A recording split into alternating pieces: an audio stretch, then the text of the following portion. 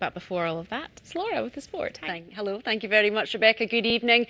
It's another big night of Europa League action for Scotland's 2 remaining participants. In a moment, we'll show you how Rangers earned a point in Denmark against Brøndby. But let's take you straight to Budapest, where Celtic are in action against Ferencváros.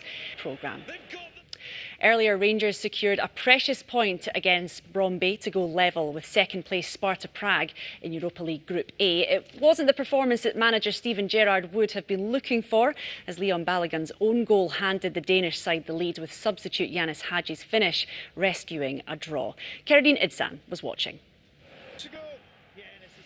Well, before we came on air, I grabbed some reaction to that game in Copenhagen with the former Rangers and Scotland striker Stephen Thompson.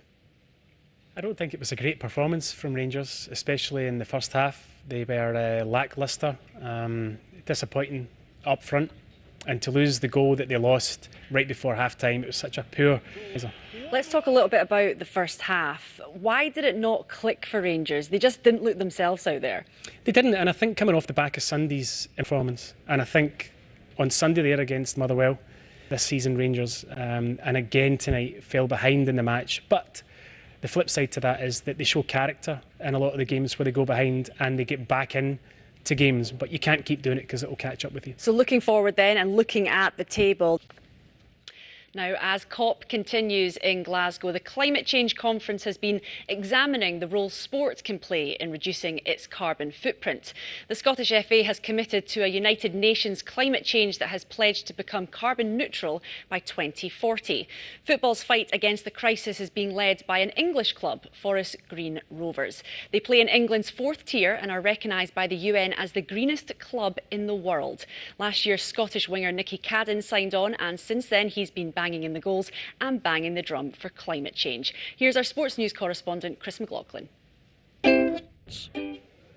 Well, you can't accuse them of not doing their bit. I know, leading by example. Good on them. Very, very good. And just before I go, because I am going to be coming on before the end of the programme to update you on the final score, but there's about 8 minutes left of the 90 to play, and Celtic are still leading 3-1 against Ferencváros. Okay, see you shortly then. We will see you later and give us a final update. Thanks, Laura. Thank you. Thank you. Now, should boys be allowed to wear skirts to school? Emma from Studio Something. Thank you. OK, I think that's quite enough Christmas chat for now, isn't it, Laura? We are It's still never enough. It's just never in enough. November.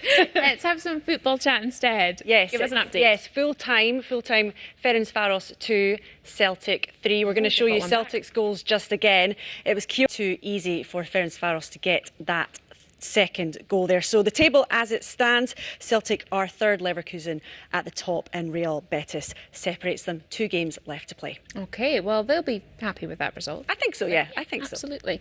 OK, thank you very much for coming back on and giving us that update, Laura. Now we're going to have a look at some spectacular pictures of the Northern Lights from overnight. Kirstine joins us as well. Let's have a look at some of these pictures. Picture of it and seeing it with your real eyes, Kirstine. Do you know this? I'm an Invernessian and I haven't ever seen it actually properly either. So very disappointed about that. But yes, is there any opportunity tonight? Very limited tonight, Rebecca, across the Northern Isles, the best bet tonight. Thank you. Yes, we've had a decent day of weather, though, across much of the